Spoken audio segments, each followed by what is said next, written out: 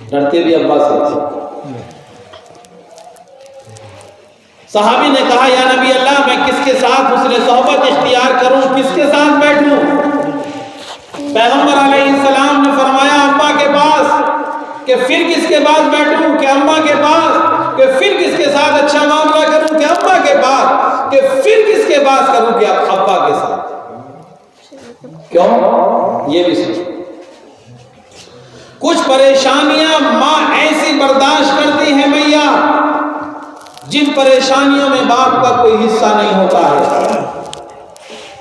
سنو کان کھول کے, حدیث کی بات ہے. وہ ماں جس ماں کی بات کو تو سننے کو تیار نہیں ہے, اس ماں نے تجھے 9 مہینے تک پیٹ میں رکھ کر کتنی پریشانیاں اور مشقتیں برداشت کی تھی. اوئے ہے آخری وقت تھا, کبھی اس کروٹ کبھی اس کروٹ, کبھی چٹ لیٹ کر کیسے مشقت اور پریشانی کے ساتھ وہ ایام گزارے ہیں. اس ماں کو وہ پریشانی سب یاد ہے جس وجہ سے تجھ سے غصے میں کہتی ہے اور تو سرسری سن کر باہر کو چلا جاتا ہے. اس پریشانی میں باپ کا کوئی حصہ نہیں, تنہا ماں کا حصہ. اور میاں کا ایک مقام وہ بڑا ہوا ہے جس وقت تجھے جنم دیا, اپنے آپ کو موت اور حیات کے منہ میں رکھ دیا, تو باہر کھڑا تھا, ڈاکٹر آپریشن کے لیے اندر لے کر جا رہا تھا اور اس ماں کو موت و زندگی کی نظر آ رہی تھی. یہ ایسی پریشانی اور دقت تھی جس میں باپ کا کوئی حصہ نہیں تھا. اور پھر تیسرا مقام ہے اپنے جسم کا جوہر اور خزانہ دودھ کی شکل میں نکال کر 2.5 برس تک تجھے پلایا, تجھے سوکھے میں سلایا, خود گیلے میں سوئی, کمزوری کی حالت میں زچ بنے میں راتوں رات مکان کی کباڑ کی زنجیر بجا کر تجھے جگایا اور تجھے بہلایا اور تجھے رونے سے بچایا, اور تیری پریشانی کے سامنے اپنے پریشانی کا بھی خیال نہیں کیا. میرے پیارے, یہ 3 پریشانی ایسی ہے جو تنہا ماں نے گزاری ہے, باپ کا اس میں کوئی حصہ نہیں. اس لیے ماں کے قدموں کے نیچے جنت ہے اور باپ جنت کا دروازہ. اگر دونوں میں سے ایک بھی ناراض ہے, اگر باپ ناراض تو دروازہ بند, ماں ناراض تو پھر جائے گا کیسے؟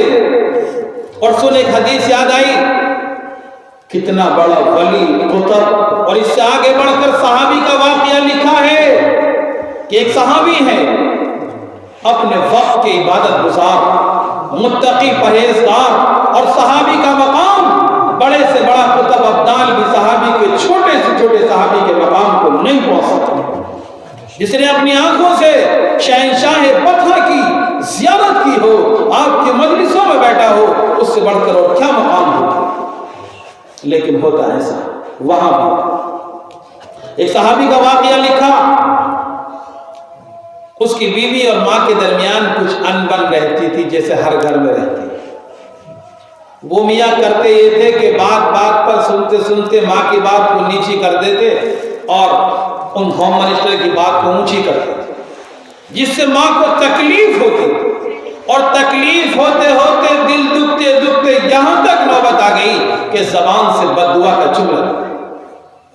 اور ایک بار وہ بتا, حدیث میں پیارے آقا صلی اللہ علیہ وسلم نے فرمایا کہ دعا اور بد دعا کے الفاظ زبان سے کہنے کی ضرورت نہیں ہے, دل کے حالات پر ہی وہ قبول ہو جاتے. آہ جو دل سے نکلتی ہے اثر رکھتی ہے, پر نہیں طاقت پرواز مگر رکھتی ہے.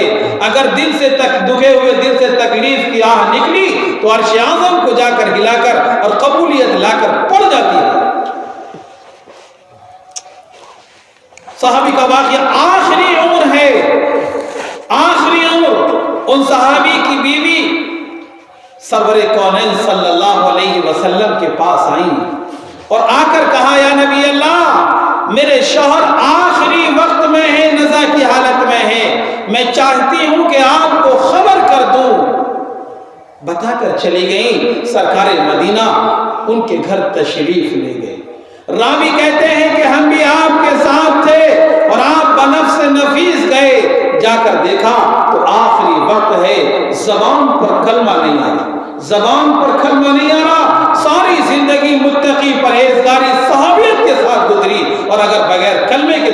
چلا گیا تو معاملہ خراب۔ آپ نے معلوم کیا ان کی والدہ ہیں، کوئی ہے کہ ہاں ان کی اماں۔ آپ نے ان کی صحابی کی اماں کو بلایا اور بلا کر کہا میاں اپنے بیٹے کو معاف کر دو۔ کیا جواب ملا؟ کہنے لگی یا نبی اللہ بہت دل دکھایا ہے۔ کتنا دکھا ہوا دل، کتنا دکھا ہوا ہوگا۔ یا نبی اللہ بہت دل دکھایا ہے، میں اس کو معاف نہیں کروں گی۔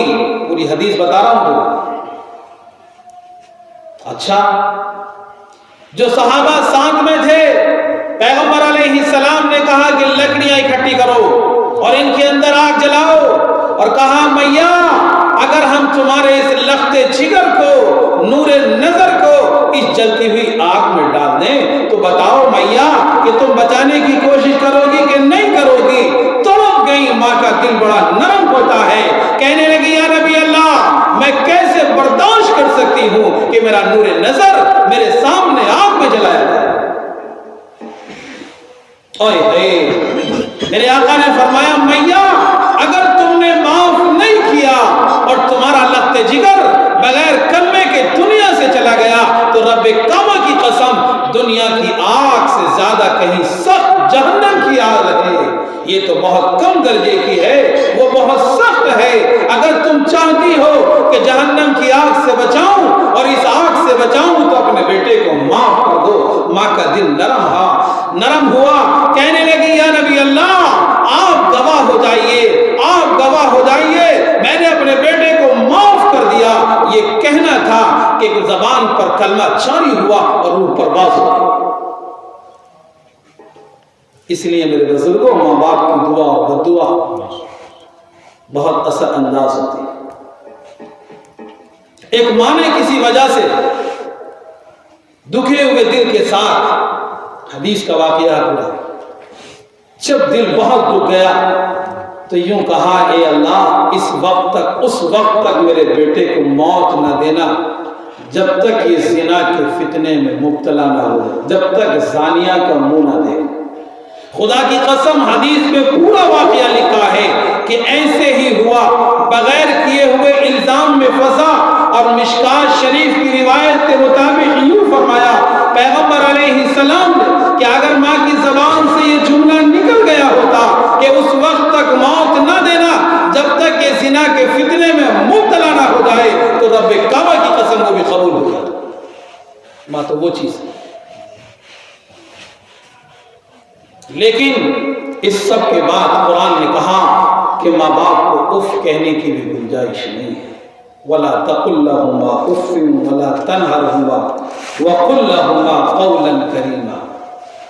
ایک باپ ساری اولاد کو پال دیتا ہے، لیکن ساری اولاد سے ایک باپ پالنا بھاری ہو جاتا ہے۔ نرم بات کہنا، انہیں کبھی جھڑکنا مت۔ آج کا نوجوان کچھ اور بھی کام ہے تمہیں ٹکر کرنے کے علاوہ، یہی کرتے رہتے ہو، پڑھ کر چپ جاؤ۔ خدا کی قسم قرآن میں نہیں کہہ رہا وَلَا تَقُلْ لَهُمَا أُفٍّ وَلَا تَنْهَرْهُمَا وَقُلْ لَهُمَا قَوْلًا كَرِيمًا۔ قرآن نے کہا ذرا ان سے نرم بات کیا کرو، دبے لہجے میں، تمہاری آواز ان کی آواز سے اونچی نہ ہو جائے۔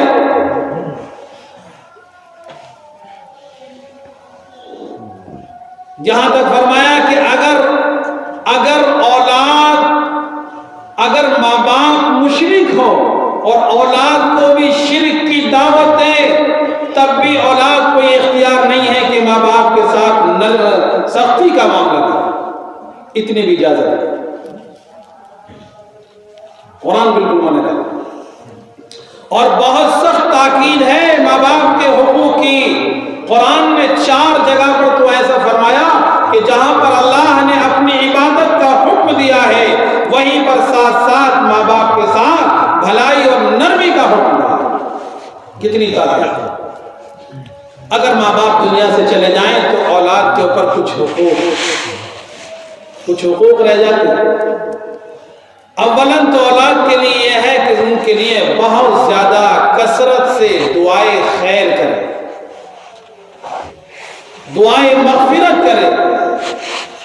اگر کسی سے عہد و پیمان ہو تو اس کو پورا کریں، معاہدے کو، کوئی لین دین ہو۔ اور ماں باپ کے تعلق سے جو رشتہ داریاں ناتے ہیں ان کے ساتھ بھلائی کا معاملہ رکھے، اور ماں باپ کے جو یار دوست ہیں ان کے ساتھ بھی بھلائی کا معاملہ رکھے۔ ایسا نہ ہو کہ انہیں یہ احساس ہو کہ اب یہ چلے گئے تو ہمارے تعلق ختم ہو گئے۔ یہ اولاد کے اوپر ماں باپ کے حقوق، ان کا خیال رکھنا چاہیے۔